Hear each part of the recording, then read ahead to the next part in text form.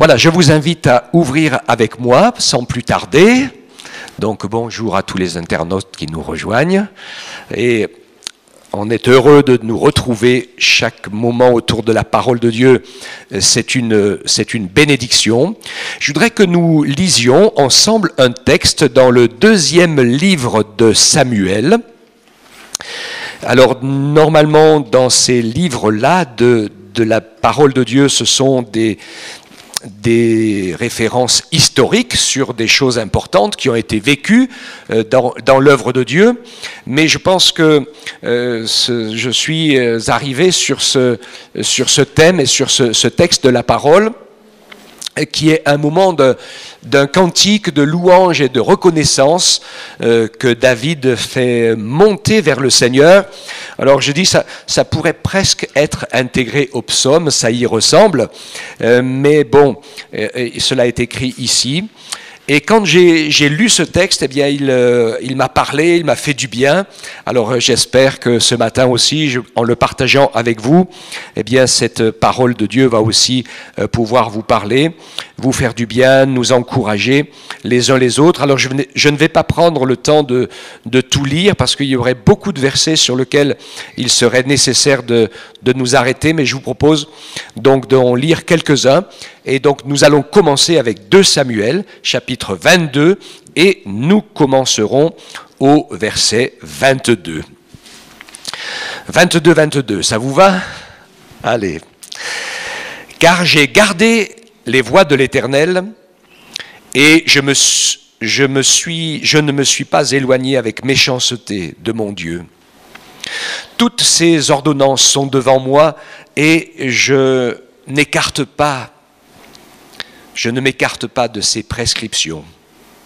J'ai été intègre avec lui et je me suis bien tenu en garde contre ma faute.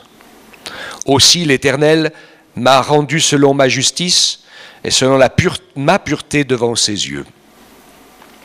Avec celui qui est loyal, tu te montres loyal. Avec l'homme intègre, tu te montres intègre. Avec celui qui est pur, tu te montres pur. Et avec le pervers, tu te montres avisé. Tu sauves les gens malheureux, et de ton regard, tu abaisses les hautains. Oui, c'est toi qui es ma lumière, ô Éternel. L'Éternel éclaire mes ténèbres.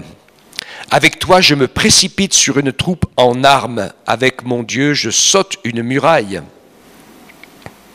Les voies de Dieu sont parfaites. La parole de l'Éternel est éprouvée. Il est un bouclier pour tous ceux qui se réfugient en lui. Car qui est Dieu si ce n'est l'Éternel? Qui est un rocher si ce n'est notre Dieu? C'est Dieu qui est ma puissante forteresse et qui prépare parfaitement mon chemin. Il rend mes pieds semblables à ceux des biches et il me fait tenir sur les hauteurs. Il exerce mes mains à la bataille et mes bras tendent l'arc de bronze. Tu me donnes le bouclier de ton salut et ta mansuétude me fait devenir grand. Tu me fais allonger le pas et mes chevilles n'ont pas chancelé. Je poursuis mes ennemis et je les détruis. Je ne reviens pas avant de les avoir exterminés. Je les extermine, je les pourfends. Ils ne se leur élèvent plus. Ils tombent sous mes pieds. Tu me ceins de force pour le combat. Tu fais plier sous moi mes adversaires. De mes ennemis, tu me livres le dos. Tu réduis au silence ceux qui me haïssent. Ils regardent et pointent sauveur vers l'Éternel et il ne leur répond pas. Je les pulvérise comme la poussière de la terre, je les écrase, je les foule comme la boue des rues. Tu me fais échapper aux disputes de mon peuple. Tu me gardes pour chef des nations. Un peuple que je ne connaissais pas m'est asservi. Les fils de l'étranger me flattent. Au premier ordre, ils m'obéissent. Les fils de l'étranger sont en défaillance. Ils sortent en tremblant hors de leur forteresse. Vive l'Éternel et béni soit mon rocher. Que le Dieu, le rocher de mon salut, soit exalté. Le Dieu qui m'accorde la vengeance, qui abaisse les peuples sous moi, qui me soustrait à mes ennemis, Tu m'élèves au-dessus de mes adversaires. Tu me délivres de l'homme violent.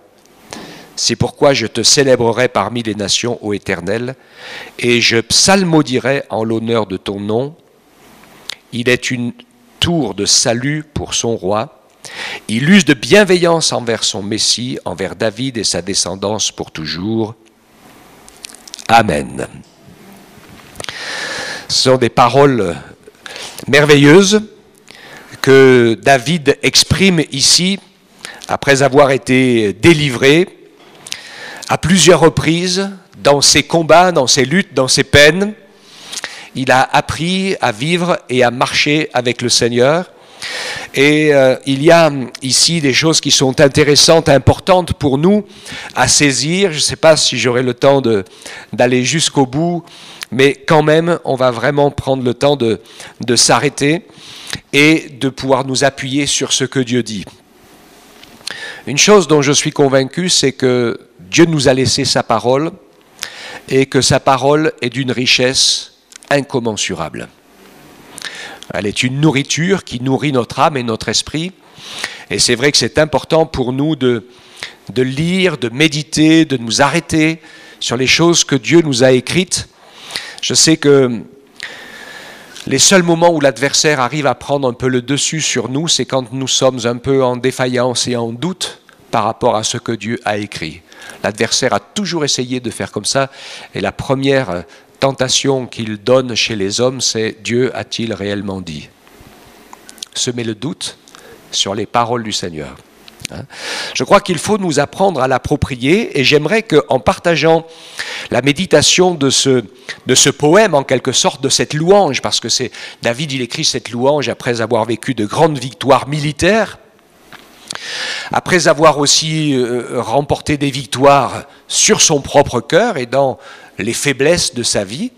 On connaît tous la vie de David, et aussi un grave moment de défaillance. Et nous savons qu'il a vécu le pardon, la délivrance et la reconstruction de la part de Dieu. C'est important. Le Seigneur n'est pas là pour nous détruire. Quand nous avons défailli ou quand nous sommes tombés, bien au contraire, il a toujours la main pour nous fortifier et nous relever. Amen. Ce qui est important pour nous, bien sûr, c'est de réussir. Quand il dit marcher sur nos ennemis, on n'est pas là pour écraser les gens dans la rue, on le sait très bien.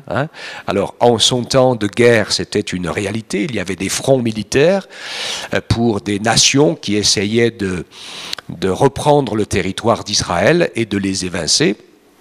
Donc il y avait nécessité de guerre, mais en ce qui nous concerne, dans le message de la Nouvelle Alliance, nous savons que le Seigneur Jésus nous a dit que nous n'avons pas à lutter contre la chair et contre le sang, d'accord ? Mais contre les dominations, les autorités ténébreuses, bien sûr, de ce monde. Et sans voir le diable partout, parce que c'est aussi le défaut, il y a des personnes qui voient le diable partout, qui passent tout leur temps à batailler avec le diable et qui finalement ne se rendent pas compte qu'ils ne passent pas assez de temps avec Jésus. C'est un peu l'extrémisme dans lequel certains chrétiens s'enferment parfois et qui fait que finalement on a l'impression que l'adversaire a réussi à les mettre sur un ring et qu'en étant sur le ring, c'est la distribution des coups sans arrêt et que finalement ces personnes ne s'en sortent jamais.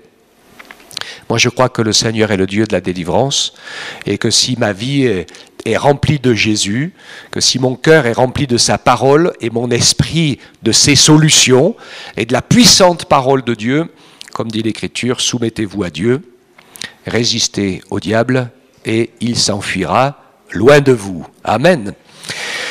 J'ai l'habitude de dire aussi, quand on regarde la vie de David, ses psaumes, ses poèmes et les choses qu'il a écrites, on découvre que David a l'habitude de glorifier le Seigneur, de l'adorer, le louer pour le salut qu'il lui a donné. Et je rappelle souvent, parce que c'est important, que le salut que David est en train de vivre, c'est un salut au présent. Donc ce n'est pas spécialement pour lui en ce qui le concerne ici. Vous regarderez bien dans les textes de l'Ancien Testament le fait d'être sûr d'aller au ciel et d'avoir ses péchés pardonnés et d'être sauvé pour l'éternité. Donc quand David parle du salut, il parle de toutes ces batailles de la vie, desquelles le Seigneur l'a libéré. Amen. Hein? Et donc nous savons que le Seigneur est celui qui veut nous aider à grandir, à faire les choix et à pouvoir choisir dans son cœur déjà plusieurs éléments essentiels. Le premier élément qui est essentiel de choisir dans notre cœur, c'est l'amour de la vérité. Il dit l'inverse, je ne me suis pas éloigné avec méchanceté de mon Dieu. Hein? Donc il parle de s'éloigner de Dieu et de la méchanceté. Mais il en parle de manière négative, ce qui fait que si on le transporte tout dans le positif, eh bien on va découvrir ici qu'il ne parle rien d'autre que de l'amour de la vérité, garder les voies de Dieu et ne pas laisser le mal, les mauvaises pensées et les choses méchantes, injustes, nous éloigner de lui. Toutes tes ordonnances sont devant moi, je ne m'écarte pas de tes prescriptions.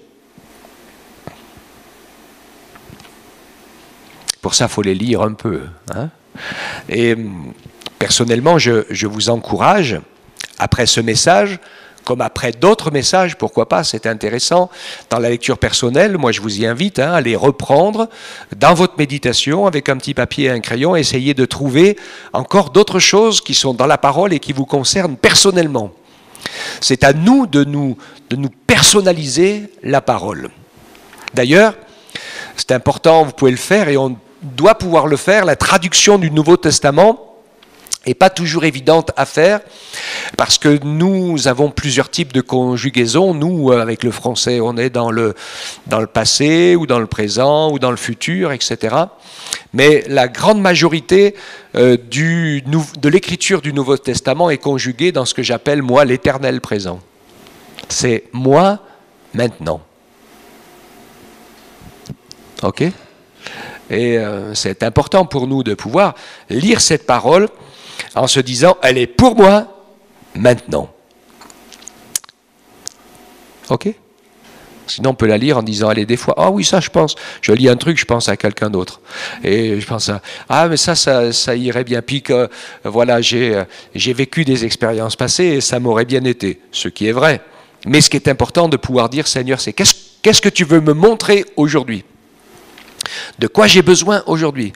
Comment ta parole peut me nourrir aujourd'hui? Et je pense qu'en lisant, en méditant cette parole avec réflexion, avec amour, eh bien, elle est capable de nourrir notre âme comme les bons plats nourrissent notre corps. Amen. Moi, je le crois de tout mon cœur, hein, que la parole de Dieu nous nourrit dans notre âme, dans notre esprit, comme la nourriture nous nourrit notre corps.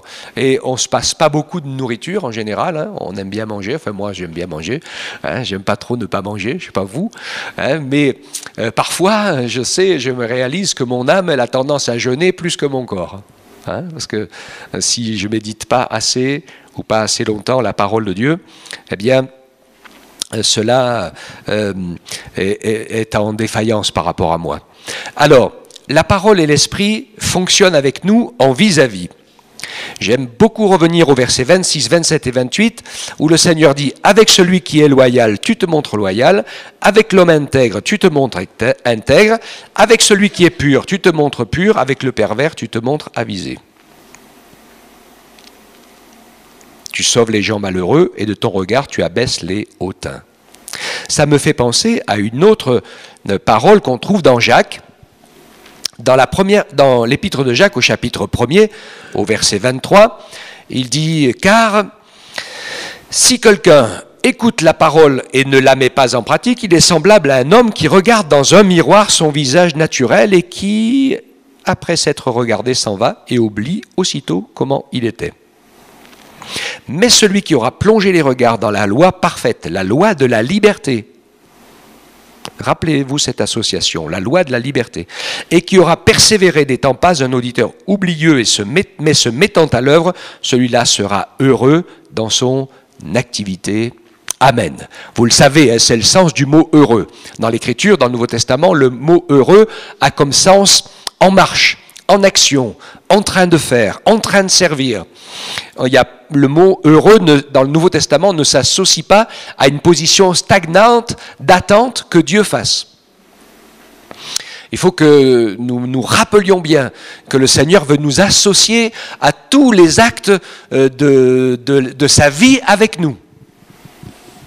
Et parfois, nous avons une tendance de vivre notre foi et notre vie avec Dieu comme des consommateurs, à être là, à demander quelque chose à Dieu et à attendre qu'il le fasse. Mais vous verrez partout dans l'Écriture que si nous demandons à Dieu quelque chose, eh bien, il y a un retour, il y a un engagement. Et on l'a particulièrement, par exemple, quand Pierre voit Jésus venir marcher sur l'eau, que tout le monde a peur, et puis que Jésus se présente en disant « N'ayez pas peur, c'est moi ». Et Pierre qui dit « Si c'est toi, ordonne que je vienne à ta rencontre ». Et Jésus lui dit « Viens ». C'est pas l'Esprit de Dieu qui l'a transporté, hop, qui l'a fait marcher au-dessus de l'eau, comme ça, hein, mais il a fallu qu'il se lève, qu'il enjambe le bastingage, hein, et puis qu'il avance. Alors d'autres personnes ont vécu cette expérience, je me rappelle, il y a de nombreuses années en Indonésie, il y avait comme un souffle violent, je ne sais pas si vous vous rappelez ce livre, qui rendait multitude de témoignages de choses glorieuses qui se sont passées, et c'était arrivé à un petit groupe que le Seigneur avait envoyé pour annoncer la parole, d'être obligé de traverser un grand fleuve et de marcher sur l'eau. Et ils expliquaient comment ils ont été obligés de mettre leur foi en action, parce que le Seigneur leur a dit avance, et quand ils ont commencé à avancer dans l'eau, ils ont commencé à s'enfoncer. C'était pas évident. Alors, il y a un peu d'hésitation, parce qu'ils avaient les pieds mouillés, les chaussures mouillées, le bas des pantalons mouillés, enfin je ne sais pas si ils avaient des pantalons ou des shorts, hein, et l'Esprit disait à l'intérieur d'eux, continue. Et il dit, ils ont enfoncé jusqu'aux genoux. 35 à 40 cm. Et après, dessous, c'était dur. Ils ne savent pas dur de quoi, hein, mais ils ont traversé le fleuve. Donc, vous voyez avec moi qu'il y avait un minimum de foi, hein, et qui permettait d'aller plus loin. Regardez quand cet homme a emmené son fils aux disciples de Jésus, parce qu'il était habité par un esprit qui essaie de détruire cet enfant, et que les disciples n'ont pas réussi à chasser cet esprit mauvais, et donc ils se sont tous retrouvés devant le Seigneur Jésus, et vous savez comment le Seigneur Jésus a fait directement entrer en responsabilité le père de l'enfant. Il dit, si tu peux faire quelque chose, il est venu en consommateur. Eux, ils n'ont pas pu, toi t'es peut-être un peu plus fort, alors peut-être que tu peux. Et Jésus l'a renvoyé à son propre miroir en lui disant, mais tout est possible à celui qui croit. Ok ? Alors là, il est entré dans une confession de la vérité en disant, Seigneur, je crois, viens au secours de mon incrédulité. Donc là, on se reconnaît tous, hein. Enfin, je ne sais pas vous, mais moi, je me reconnais. Hein. On sait qu'on est souvent incrédule, que ce n'est pas facile, la foi, mais dans la vérité, il a compris qu'il n'avait pas sûrement assez de foi pour qu'il se passe quelque chose, mais il a compris que pour qu'il se passe quelque chose, il fallait qu'il y vienne avec son cœur, avec le désir et la confiance dans le Seigneur, dans son amour, dans sa parole, et le Seigneur a magnifiquement guéri ce jeune enfant, ce jeune homme, je ne sais pas quel âge il avait. Et ça a été vraiment important. Hein. Et partout, on voit dans la parole comment le Seigneur veut absolument nous impliquer, que cette parole, elle est comme un miroir, et que nous sommes appelés, en lisant l'Écriture, en vivant notre vie chrétienne, à comprendre que finalement, le Seigneur nous met en face d'un miroir dans lequel nous nous voyons nous-mêmes. C'est pour ça que le Seigneur Jésus nous parle de la paille et de la poutre. Il dit, faites bien attention, si vous voulez que la parole de Dieu fonctionne pour vous, alors ne passez pas votre temps à regarder la poutre dans l'œil de votre voisin, parce que vous trouverez toujours... Oui, la paille dans l'œil du voisin, merci Mustapha, excuse-moi. Hein, la paille dans l'œil du voisin, parce qu'on trouvera toujours quelque chose à dire sur quelqu'un, et on aura toujours l'impression qu'on est meilleur qu'un certain nombre de gens, et qu'en faisant ainsi, on ne se rend même pas compte qu'on a une grosse poutre dans le nôtre. Ok ? Hein ? Et donc, la parole de Dieu que je lis, elle n'est pas pour les autres, elle est pour moi. Et je veux me l'appliquer, Et je veux réaliser qu'en fait, cette parole qui est comme un miroir, en lisant la parole, en vivant ma vie chrétienne, eh bien, cela va m'aider à prendre conscience de mes propres défauts et de pouvoir ainsi, avec l'aide de Dieu, en être libéré. Je vais être peut-être un peu sec et réaliste en disant ce que je vais dire. Hein, mais c'est quand même la réalité. Il y a parfois des personnes qui n'arrivent pas à croire ce qu'on leur dit. Et ça m'est arrivé, quelqu'un qui ne veut pas croire, qui pense qu'on n'est pas très honnête dans ce qu'on est en train de dire ou dans ce qu'on exige. Et je me suis rendu compte que souvent, une personne comme ça, qui n'arrive pas à croire l'honnêteté des propos des autres, c'est qu'elle est habituée à avoir des propos pas honnêtes. Et donc on s'imagine tout de suite qu'il n'y a pas de raison que les autres ne soient pas comme je suis. Est-ce que ça vous dit quelque chose? Et souvent, quand on fait des reproches aux autres, si vous regardez bien la parole comme un miroir, les choses qu'on reproche, c'est des choses qu'on conçoit bien parce que souvent on les vit. Et des fois, on applique aux autres ainsi des choses qui nous sont nos défauts à nous-mêmes, mais qui ne sont pas les défauts des autres. Ça peut l'être, mais ce n'est pas obligé. Ok? Pareil pour la vérité, pareil pour la droiture, pareil pour les affaires, pareil pour tout un tas de choses. L'humilité, hein? Il y a des gens qui pensent que tous les autres sont orgueilleux. Eh bien, peut-être que de toute façon, on les touche un peu. Hein. On ne l'est pas forcément dans tous les domaines des autres, mais on a nos domaines dans lesquels on l'est. D'accord? Donc, rappelons-nous toujours de laisser cette parole travailler dans notre cœur et de savoir que le Seigneur, lui, par contre, il est la vérité, il est transparent, il est vivant, il est puissant, son amour est sans faille, même s'il nous a informés que en le suivant et en devenant ses disciples, nous pourrions avoir des occasions de souffrir injustement. Il nous avertit de cela. Hein. Et je sais, moi je l'ai vu, hein, plusieurs personnes sont venues à Jésus, se sont fait baptiser, parce que Dieu les a bénis, guéris, leur a peut-être trouvé un travail, etc. Enfin, il y a eu un moment où des belles choses positives se sont passées, et puis dès la première épreuve, dès la première difficulté, dès la première contrariété, ils se sont dit « Oh, mais moi c'est pas pour ça que je suis devenu chrétien. Je suis devenu chrétien pour que tout marche bien. » Mais Jésus nous rappelle dans sa parole que tous ceux qui veulent le vivre pieusement en Jésus-Christ seront persécutés. Alors, il y a des endroits où c'est flagrant, parce qu'on n'a pas le droit de croire en Jésus. Il y a des endroits où c'est moins flagrant, parce que voilà, il y a plus de tolérance, mais dans les choix que nous faisons, eh bien, nous ne faisons pas les mêmes choix que les autres. Hein?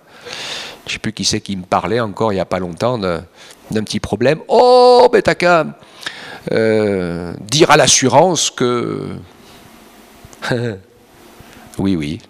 Hein? Eh bien, on dit à l'assurance la vérité. D'accord? Et pas ce qui nous arrange pour nous en sortir mieux que ce que ça serait légal. D'accord? Hein? Donc voilà, toutes ces choses sont là.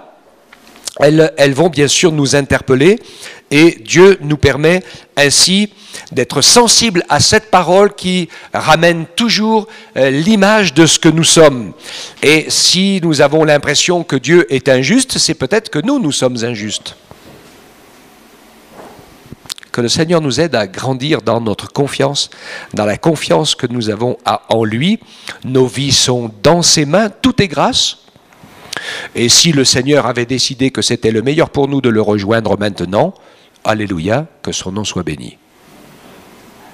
Comme je dis toujours, vaut mieux mourir jeune et sauvé que vieux et perdu. Mais vaut mieux mourir vieux et sauvé aussi. Hein.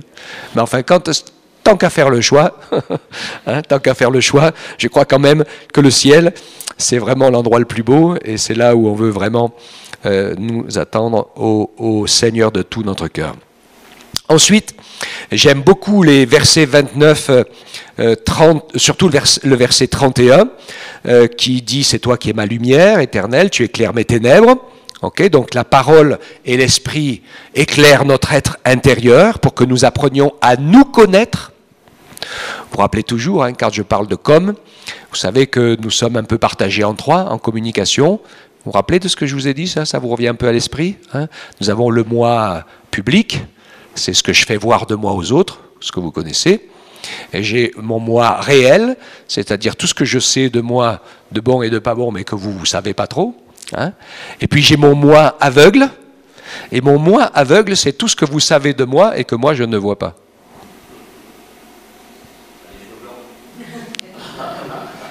Ah ouais, mais ça je les vois dans la glace. Hein? Et c'est une réalité. Et c'est pour ça que c'est important d'être dans la communauté de l'Église, d'être dans la marche avec le Seigneur, parce que des fois, si quelqu'un me dit qu'il y a quelque chose qui n'est pas bien dans ma vie, peut-être c'est vrai, peut-être c'est pas vrai.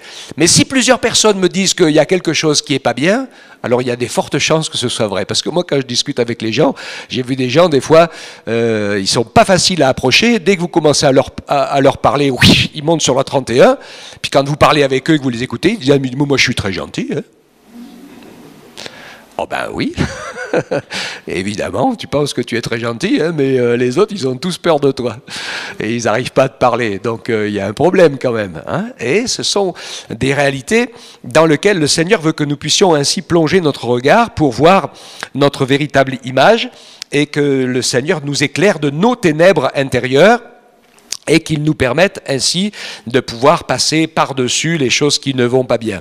Et j'aime ce verset 31 qui dit que les voies de Dieu sont parfaites et que la parole de l'Éternel est éprouvée. Ça veut dire que la parole de Dieu a déjà fait toutes ses preuves depuis longtemps. D'accord ? Comme quand je vous ai fait ce message, je vous ai rappelé sur l'amour et le pardon, hein, en disant que Dieu permet que nous trouvions dans des situations difficiles, très difficiles, où il nous faut apprendre à aimer et où il nous faut apprendre à pardonner. Et c'est là, uniquement là, que nous avons la preuve que nous aimons vraiment et que nous pardonnons vraiment. D'accord ? Parce que c'est comme, sinon on est comme l'apôtre Pierre, hein, qui dit « Oh, mais Seigneur, j'irai avec toi jusqu'à la mort. » Il l'a dit, il l'a pensé, il en était convaincu. Seulement, quand il s'est retrouvé peu d'heures après devant la réalité, alors là, il n'a plus eu la force d'aller jusqu'au bout. Et ça se comprend, puisqu'il a compté sur ses propres forces, et nous savons qu'après, rempli de l'esprit, envoyé par Dieu, il ne craignait plus rien, même la mort s'il avait fallu y passer. Il avait vécu autre chose, il comptait sur le Seigneur et plus sur ses propres forces. Amen. Hein, que Dieu nous permette ainsi de pouvoir vraiment réaliser que la parole de Dieu a fait ses preuves, que le plan de Dieu, les voies de Dieu sont parfaites et que le chemin sur lequel il nous met, c'est qu'il est nécessaire que nous apprenions un certain nombre de choses et que nous puissions pouvoir dire « Seigneur, aide-moi à apprendre ce que tu veux que j'apprenne, montre-moi là où tu veux que j'aille pour que je puisse remporter les victoires qui sont nécessaires à remporter dans ma vie. » Amen. Et il est un bouclier pour tous ceux qui se réfugient en lui. Notre rocher, notre haute retraite. Un bouclier contre les traits enflammés du malin. Alors comment ça marche ? Ben, c'est comme ce qui s'est passé avec le Seigneur Jésus, hein, quand l'adversaire l'a attaqué. Quand il a vécu les temps difficiles qui ont été les temps qu'il a vécu, le Seigneur, il se référait toujours à la parole. Il est écrit. Pas à son ressenti. Parce que notre nature charnelle, humaine, elle a toujours tendance à ressentir les choses pas de la bonne manière. On se sent, si on écoute notre chair, on va toujours être des victimes. Mais vous savez, je vous l'ai dit, hein, la victimisation, ça ne peut jamais nous faire grandir et ça nous empêche de vivre la repentance, même si nous avons été de vraies victimes. Vous vous rappelez le message de la mouche piégée, hein, qui nous rappelait que ce qu'il y a le plus dramatique pour aider les vraies victimes à sortir du piège, pour vivre la bénédiction et la délivrance de Dieu, c'est qu'ils ont vraiment vécu des choses insupportables, inacceptables et injustes, impardonnables, on va dire, hein, humainement, et que ces choses servent de blocage pour les empêcher de passer par une véritable repentance personnelle qui permet au Saint-Esprit de nous visiter, de nous sauver, qui permet au Saint-Esprit de pardonner nos péchés et qui permet au Saint-Esprit de commencer à guérir toutes nos blessures, même les plus graves et même les plus anciennes, et qui va nous donner la force de pardonner l'impardonnable, de guérir de nos blessures, même les plus folles, et qui ainsi nous permet d'être en paix avec nous-mêmes, avec Dieu et avec les autres. C'est l'objectif, hein, et c'est ce que le Seigneur veut que nous vivions, que nous soyons en paix avec tous les hommes, même si certains parfois ne veulent pas faire la paix avec nous, mais il ne faut plus que ce soit dans notre camp. Il ne faut plus que la paix dépende de nous. Nous, enfants de Dieu, le Seigneur veut que nous ayons fait ce que nous avons à faire pour que la paix soit possible. Si par rapport à une personne, ça n'arrive pas parce que l'autre ne veut pas entrer dans cette paix, on n'y peut rien, d'accord ? On ne peut pas obliger quelqu'un à la réconciliation s'il ne veut pas. Mais nous, il faut qu'on fasse tout ce qui est en notre possibilité et qu'on puisse non seulement faire la paix, non seulement pardonner, mais même apporter la bénédiction de Dieu, parce que pour certains, c'est une délivrance et il y a des choses qui se sont passées. Parfois, nous, il y a des trucs qui sont des gamineries qui nous séparent et qui fait qu'on n'est pas content de ceci, on n'est pas content de cela, blablabli, blablabla. Moi, je ne peux pas oublier le témoignage de cette personne dans les pays de l'Est, c'était une mamie d'un certain âge qui devait être exécutée avec tant d'autres gens qui avaient été trouvés dans une réunion de maison et qui donc ont tué tous ces gens-là à certaines époques, hein, encore aujourd'hui d'ailleurs, hein, on en tue beaucoup, c'est plus dans les pays de l'Est, c'est dans d'autres pays, hein, que ça se passe, mais les gens sont mis à mort et cette grand-mère qui a pu dire attendez, avant de me faire mourir, vous pouvez me faire juste un petit cadeau, me laisser faire une dernière prière. Alors il s'est dit, oh, hein, elle a la foi, elle a besoin de faire la paix avec son Dieu avant de mourir. Donc il l'a laissé faire sa prière et la grand-mère, elle s'est mise à genoux et puis elle a fait une prière remplie de l'esprit pour le gars qui voulait la tuer.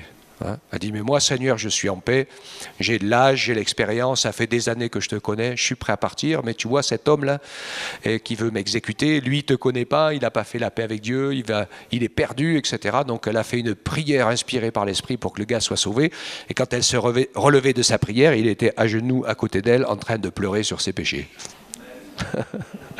Alléluia, hein. Elle a ouvert la porte, donc on n'en est pas encore là. Hein, donc que le Seigneur nous aide à comprendre que parfois nous pouvons vivre des choses qui ne sont pas justes, mais je vous l'ai dit, c'est normal, ça fait partie de l'école de Dieu, c'est des choses qui doivent que nous puissions dire ce matin, Seigneur, je confesse que tes voies sont parfaites. Même si je n'ai pas tout compris, et même s'il y a encore des choses qui me mettent les cheveux droits sur la tête, toutes choses concourent ensemble au bien de ceux qui aiment Dieu. C'est pas moi qui l'ai dit, hein. Alors évidemment, il y a beaucoup de choses dans notre vie qui pourraient être beaucoup mieux. C'est sûr, hein, que c'est compliqué, etc., etc. Mais que dans notre cœur, nous puissions dire, Seigneur, j'accepte l'école à laquelle tu me mets, j'accepte le chemin que tu me traces. Je reconnais peut-être, parce que ça arrive aussi, que des fois on est sur un chemin où on s'est mis tout seul. Parce qu'on n'a pas demandé à Dieu sa direction, donc on s'est mis sur ce chemin et on se retrouve en train d'assumer les bêtises qu'on a fait parce qu'on ne l'a pas suivi. Mais bon, Dieu est là quand même, hein. Est-ce que vous êtes d'accord ? Ah oui, il veut qu'on revienne sur son chemin, petit à petit. Hein, parce que c'est vrai que si on passe son temps à aller nous-mêmes sur nos propres chemins, dans nos propres impasses, on ne va jamais grandir, on ne va jamais avancer et on va finir par exploser en vol parce que tout va se détruire autour de nous et en nous. Mais si on demande au Seigneur de nous ramener sur son chemin et qu'on lui fait confiance et qu'on s'appuie sur sa parole et sur ses promesses, eh bien nous allons voir qu'il est vraiment un bouclier pour nous protéger et que nous pouvons vraiment marcher sur lui. Il est un rocher. Parce que finalement, tout s'étiole, tout passe autour de nous, mais ce que nous vivons avec le Seigneur est indestructible. Amen. Il prépare notre chemin. Il dit au verset 33, « C'est Dieu qui est ma puissante forteresse ». Au verset 36, « Tu me donnes le bouclier de ton salut et dans ta mansuétude, tu me fais devenir grand ». Amen. C'est important de grandir. Et oui, donc comme disait l'autre, je suis pas petit, je suis concentré. Mais ça, c'est la taille, hein, c'est autre chose. Hein, donc, tu me fais devenir grand. C'est important pour nous de comprendre que le Seigneur veut que nous puissions grandir avec lui. Il y a cette notion d'avancer, de progresser. Et je crois que ça doit faire partie de notre prière. Je sais qu'il y a trop de personnes qui se contentent d'être ce qu'elles sont, qui ne se posent jamais la question de faire des progrès dans la foi et qui se contentent de demander à Dieu de les aider pour pouvoir traverser la vie en souffrant pas trop. Et c'est pas comme ça que ça va marcher. Hein.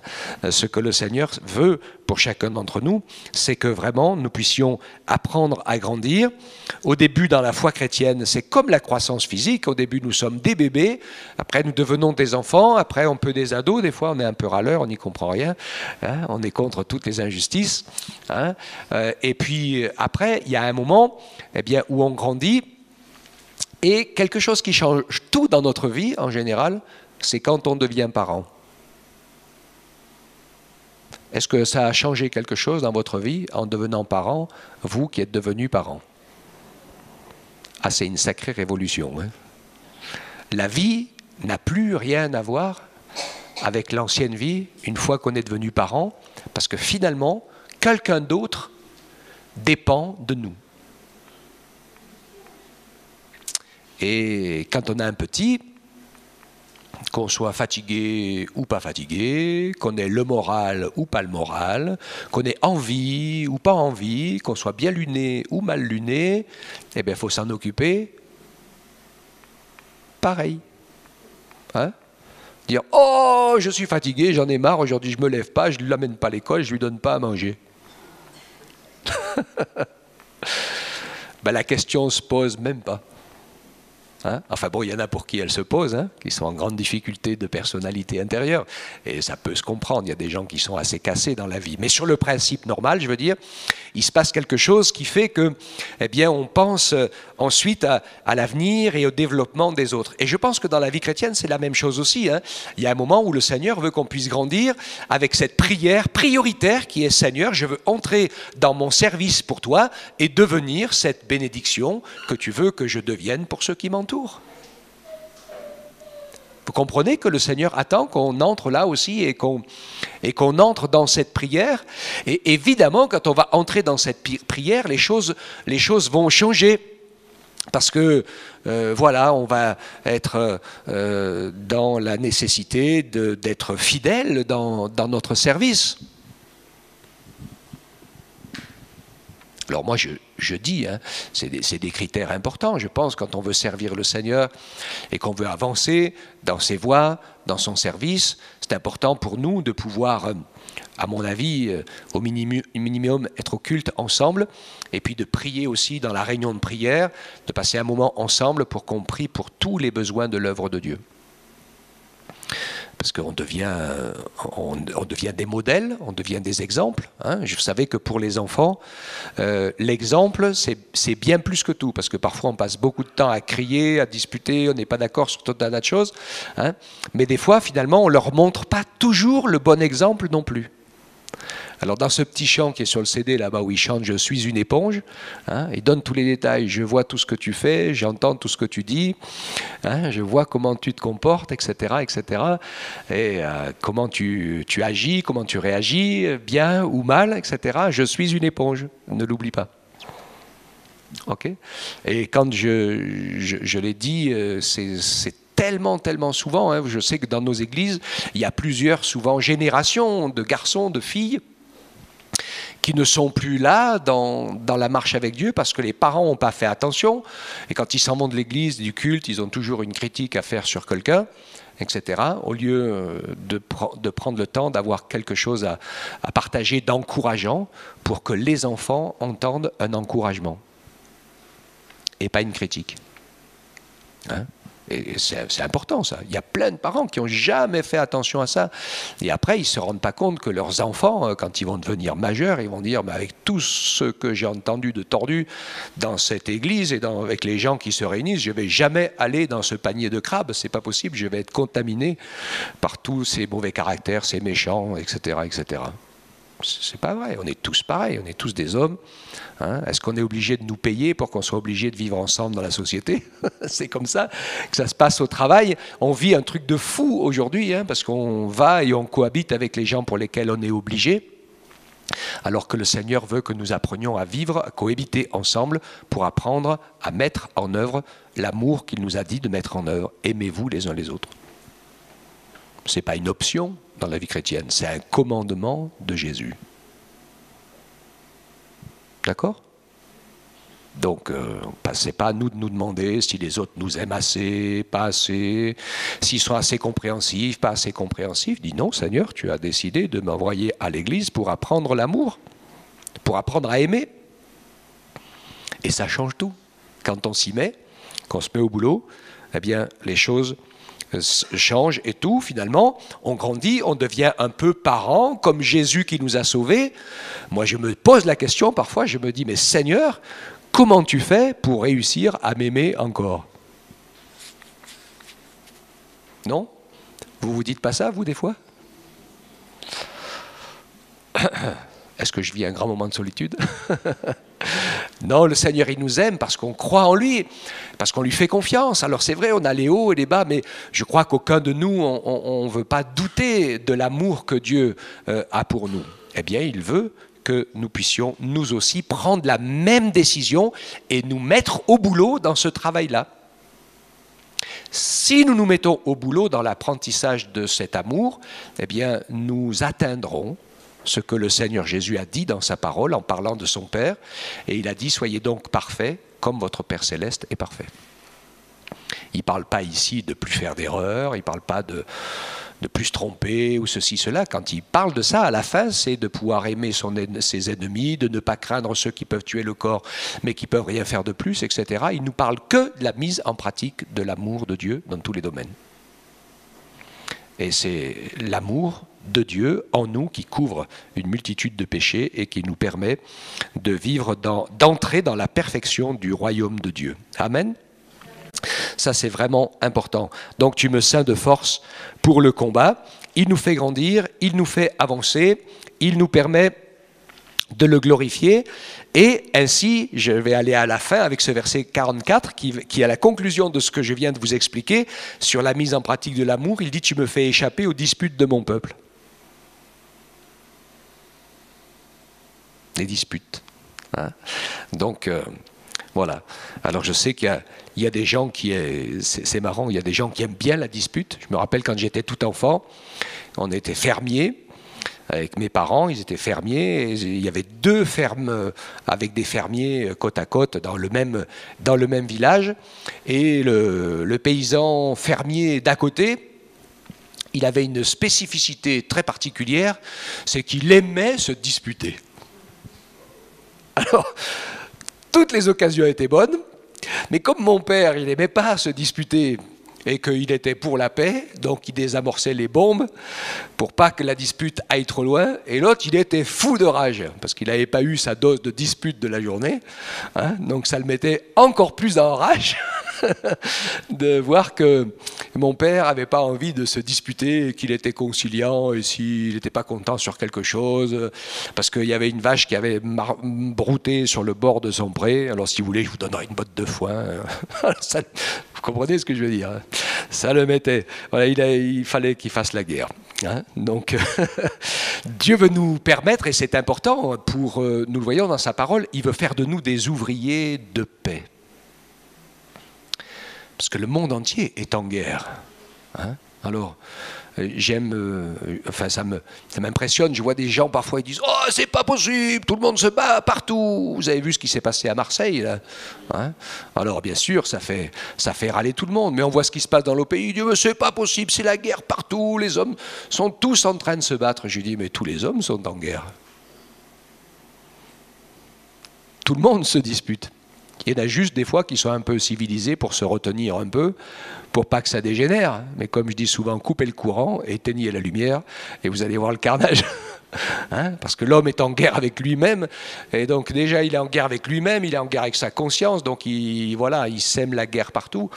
Mais nous qui avons rencontré le Seigneur Jésus, et que le Seigneur a pardonné nos péchés, nous avons fait la paix avec Dieu par Jésus. Et il veut nous encourager à cultiver particulièrement ce fruit de l'esprit qu'est la paix. Alléluia. Et c'est important. Personnellement, aujourd'hui, je pense que dans le monde où on vit, c'est comme ça que commence notre témoignage. C'est le plus fort des témoignages. Parce que les gens vont dire « Mais je ne comprends pas. Hein, dans telle situation, tu restes en paix, tu n'es pas déstabilisé, etc. » Ben non.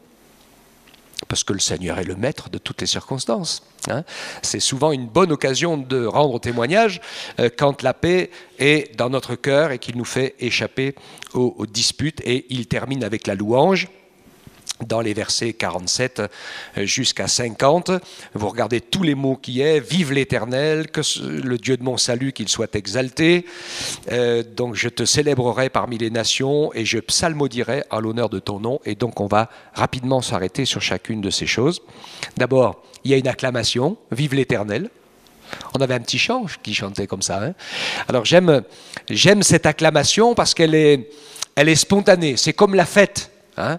Et je sais que certains, parfois, ils sont très réservés et dire « Oh Seigneur, je suis très, très, très heureux du bonheur que tu me donnes et je t'en remercie chaque jour. » Ça a plutôt l'air d'un éteignoir, mais enfin bon, normalement, si on est vraiment heureux, on peut se lever, sauter de joie, taper des mains.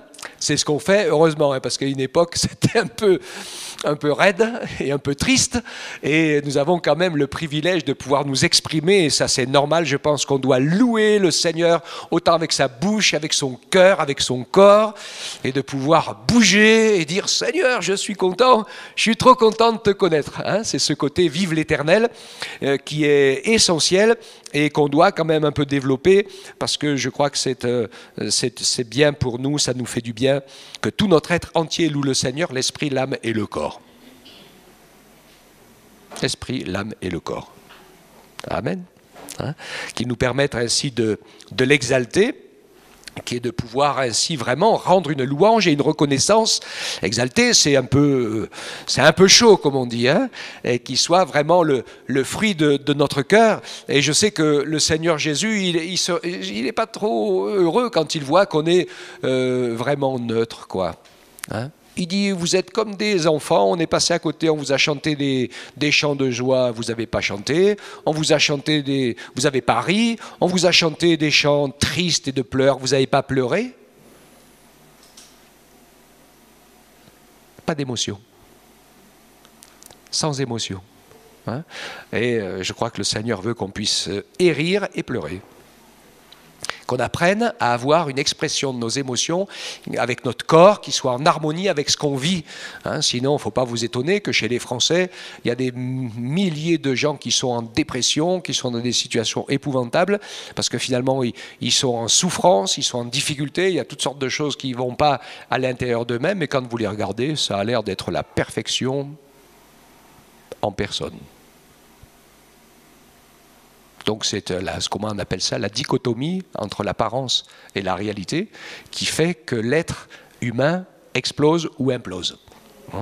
Et donc, bon, je ne dis pas qu'il faut se répandre dans tous les sens, mais quand même, au moins, que devant le Seigneur, et même ensemble, si on est dans la prière ou dans la louange, qu'on puisse se réjouir dans la louange, qu'on puisse pleurer dans la prière s'il y a besoin, qu'on puisse ouvrir son cœur, apprendre à déposer au pied des Seigneurs tous nos fardeaux et dire, Seigneur, là ça fait mal, j'ai besoin que tu viennes à mon secours.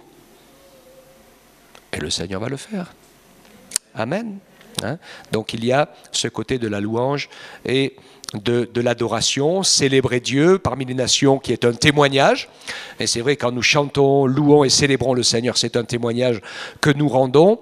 Et aussi psalmodier en l'honneur du Seigneur, qui est pour nous l'habitude à prendre aussi de retenir la parole, de nous répéter les versets de l'Écriture, de pouvoir rappeler à notre cœur. David aussi a vécu un moment de déprime, vous le verrez dans les psaumes. Quand il écrit « Je dis à mon âme, bénis l'Éternel et oublie aucun de ses bienfaits », ça veut dire quoi? Ça veut dire qu'il se donne à lui-même l'ordre de glorifier Dieu et de le célébrer, parce que certainement qu'à ce moment-là, c'est pas la joie. Et ça nous arrive à tous. Mais dans son cœur, à ce moment-là, dans le fait de psalmodier, c'est qu'il impose la parole de Dieu à son être pour que cette parole puisse le nourrir, lui faire du bien, et qu'ainsi il puisse compter sur le Seigneur. Et je m'arrêterai par un dernier point qui est très fort par rapport à David, où il parle de sa descendance, de son salut, de la bienveillance et de sa descendance. Nous savons qu'il y a là bien sûr un accomplissement prophétique, puisque Jésus et l'Écriture prophétisent en parlant du Messie comme étant le fils de David. Ok ? Alors on sait que Jésus a coincé les religieux en leur disant « Mais alors comment vous pouvez me dire que est-ce que le Messie est vraiment le fils de David, puisque David dans les psaumes il dit « Le Seigneur dit à mon Seigneur ».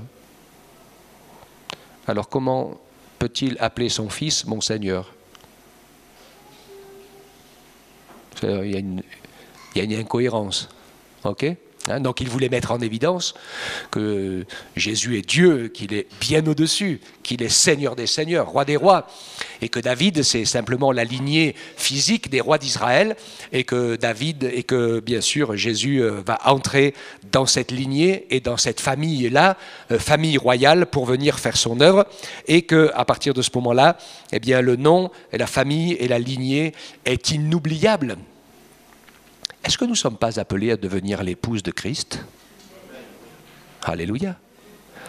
Nos noms sont inscrits dans le livre de vie.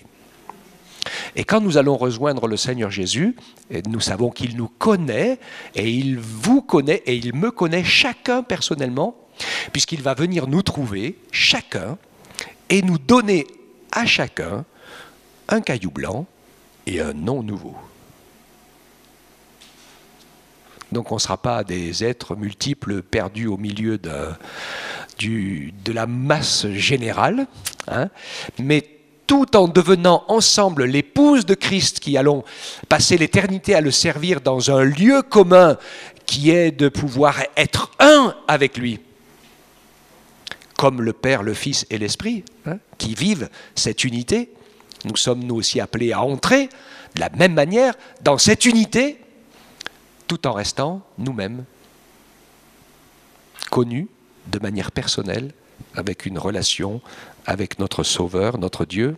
Amen. C'est tellement important de réaliser ces choses. Et quand vous lisez la vie de David, vous apercevez qu'il avait déjà bien avant l'heure la notion de toutes ces choses. Et donc pour nous, c'est vraiment important de nous approprier l'autorité de la parole, comme nous l'avons vu, de savoir que c'est la parole de Dieu qui a raison, même si on pense que peut-être Dieu serait injuste, que peut-être les choses ne... Des fois on se dit, Seigneur, est-ce que tu as tout compris? Est-ce que tu maîtrises tout? Oui, pas de souci, il a tout compris, il maîtrise tout. Il n'est jamais dépassé par quoi que ce soit. C'est important pour nous de le réaliser, puis de nous l'appliquer avec foi, et de pouvoir dire, c'est ce qui est écrit, qui est la vérité, qui est la réalité, que Dieu nous fasse la grâce de nous emparer dès aujourd'hui de ces choses-là, parce que le monde est fou, vous le savez bien. Et si je me fie à l'apparence, je vais perdre pied. Mais celui qui se lève le dernier sur la terre, c'est le Seigneur. Et Tout ce que nous avons vécu et cru en lui et avec lui est imparable.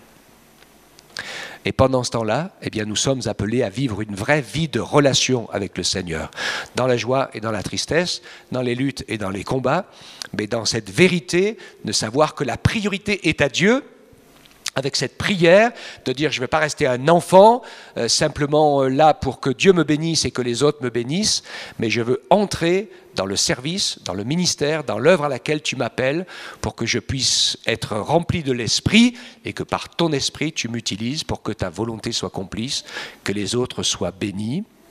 Amen. Et que ma vie serve aussi à la vie de tes enfants.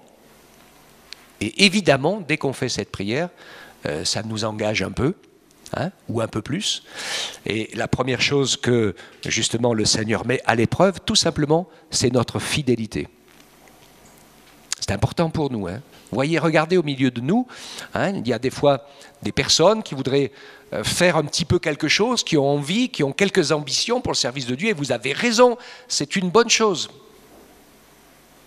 Mais démontrez d'abord votre fidélité. Parce que si vous êtes un coup là, un coup pas là, un coup là, un coup pas là, un coup oui, un coup non, comprenez ça? Et les bons parents, ils sont toujours à la maison en train de s'occuper de leurs enfants. Et si nous faisons la preuve de notre fidélité, dans les petites choses, nous dit l'Écriture, eh bien le Seigneur nous en confie de plus grandes. Alléluia. Est-ce que vous êtes d'accord avec ça? Je pense que c'est important parce que c'est pas trop difficile d'être fidèle. Mais même si déjà on n'arrive pas à ça, imaginez que si vous n'arrivez pas à porter 5 kilos, comment voulez-vous que le Seigneur vous en donne 30 ou 40? Ça va nous tuer direct.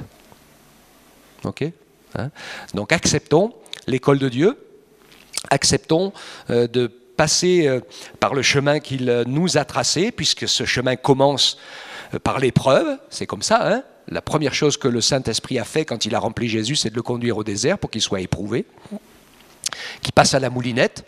Et après avoir passé à la moulinette et d'avoir réussi, eh bien, le service, le travail, la fidélité a commencé.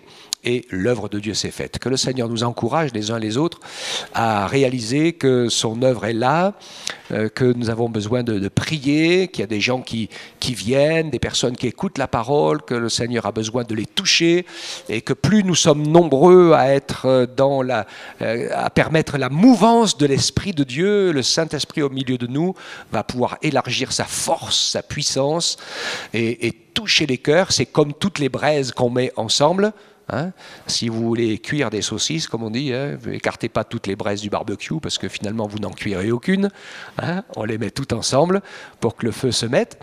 Et souvent c'est comme ça aussi dans la parole. Dieu nous montre et nous encourage pour pouvoir ainsi être des exemples, des modèles.